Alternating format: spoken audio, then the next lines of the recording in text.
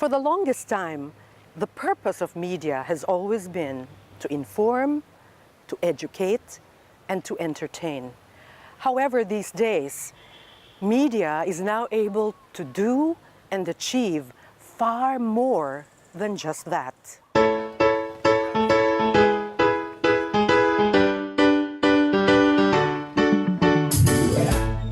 Watching movie or going to church? Watching movies. Listening to music or gardening? Listening to music. Reading or eating? Reading. Entertainment or worship? Entertainment.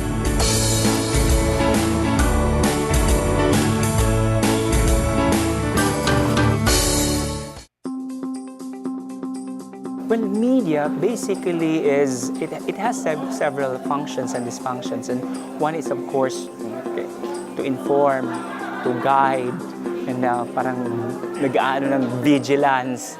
And then, of course, it creates opinion. But what is important is for the person to really make his own opinion and get the right information. No, kagaya ngayon, maraming false media, false news. No, and the person should be more critical as to knowing ano bang source mo, sino bang source mo. Because I believe that the church's message is that of love. Christ is the message of the church. The lives of saints that are worth emulating. Mother Mary's life is worth emulating. So if we are going to have a very interesting presence, if the church is going to have a very interesting presence in media, it would little by little bring back those who have chosen to be unchurched to experience the church again, active and growing dynamic.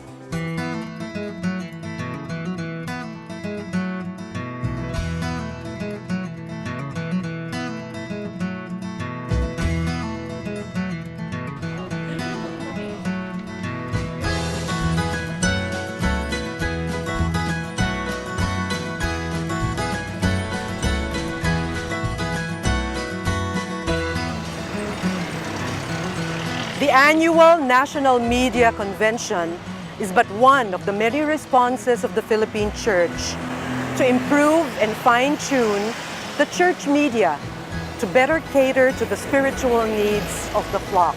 The yearly convention was held from August 14 to 17, 2017 in Cebu City, gathering together social communications ministry representatives from the different parishes all over the country.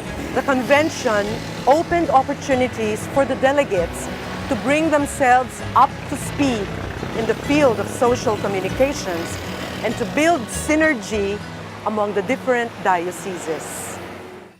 How then can the church, the prim and the proper church, convey the message of the gospel in these confusing times? By talking dirty? By breaking down its rules? By no means. By issuing pastoral letters? Well, you know how it is. Nobody listens. By telling stories? Perhaps. The Holy Father proposes the pedagogy of Jesus, the use of stories and parables. This use of images and metaphors to convey the quiet power of the kingdom, says Pope Francis, does not detract from its importance and urgency.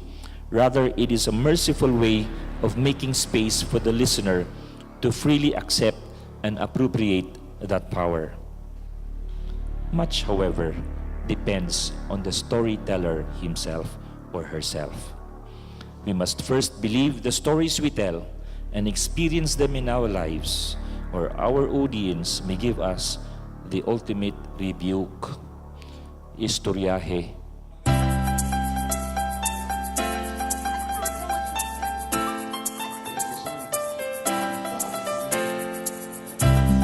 Our third National Media Convention, we have as our theme, Storyata. Translated in English, Let's Talk. In Tagalog, Magkwentuhan tayo. This is actually inspired by the 51st World Communications Day message of Pope Francis, "Fear not, I am with you," communicating hope and trust in our time. Dear friends in Christ, if we communicate the good news of Jesus Christ, we know that in this world, what happens is we communicate hope and trust in our time. So let us share our stories of good news, stories of forgiveness, stories of peace, stories that will build families, communities, and that will build a better world. So there are different brands of information and education. So in order not to convert people into the negative or the, let's say, insensitive, it is good that it would be helpful if the media is going to, the church in media is going to have more presence in terms of love, sensitivity, and the education part, because we also have to, I do believe that we need also to use not just experiences but philosophy in explaining our faith.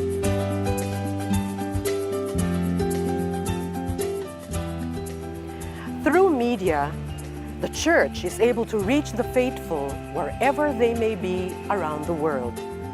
Through media, particularly social media, Catholics around the world are able to participate in the wonderful experience of sharing testimonies and personal encounters. Spoken word poetry can be used to share one's advocacy. Meanwhile, in the Third National Media Convention in Cebu City, tracts were offered on radio, on music, on poetry, and on theater, where workshop participants were taught and coached on how to use each medium to more effectively communicate the story of our faith. We should not be reactive but proactive. Kasi media naman is neutral. No? And it's basically kung sino lang nakahawak ng media. No? Kung masama ang intention, magbuti ang intention. So, kailangan malaman natin kung sino ba ang behind ng media na ito. No? Kaya information is very important. And once we are into media also, we have to make sure that we are using media for a good purpose.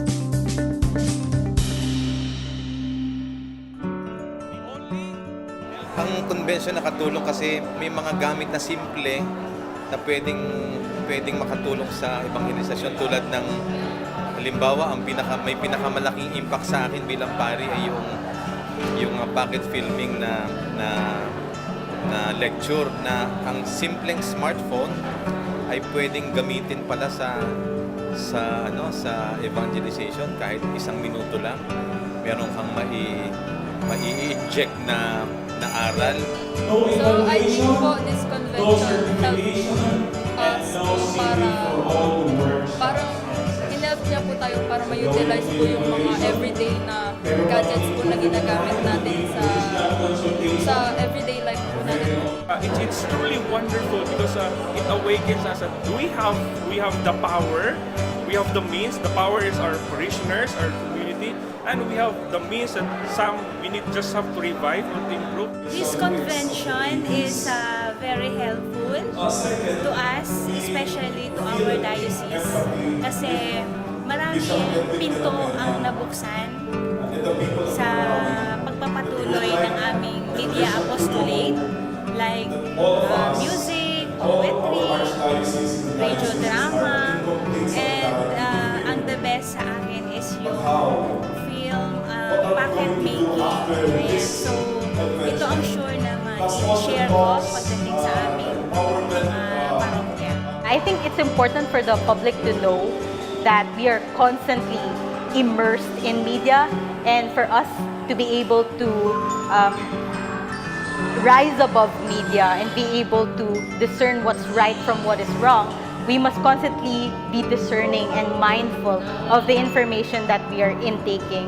I want na both the church, media, society will work together hand in hand with the people. So yun lang. If everyone helps, everyone supports what are good projects, okay, we support.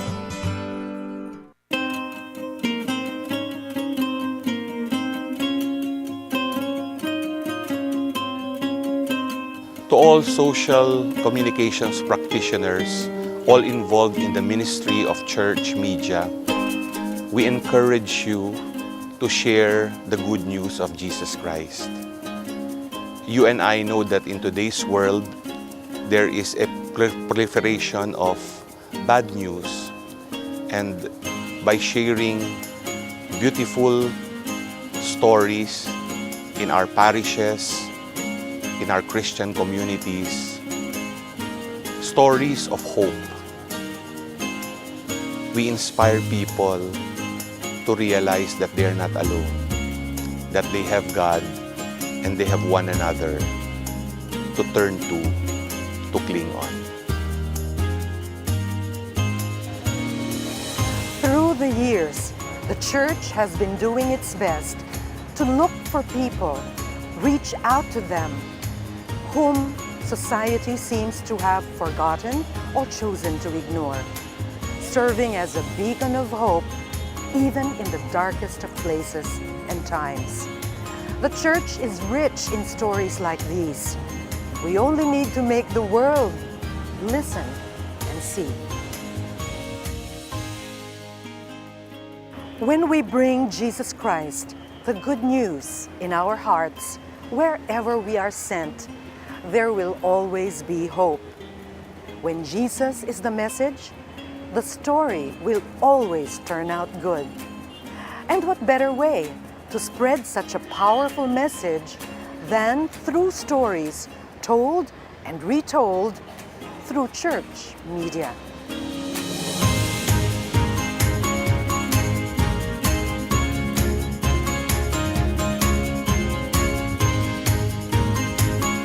This has been Chichi Fajardo Robles. Thank you for joining us.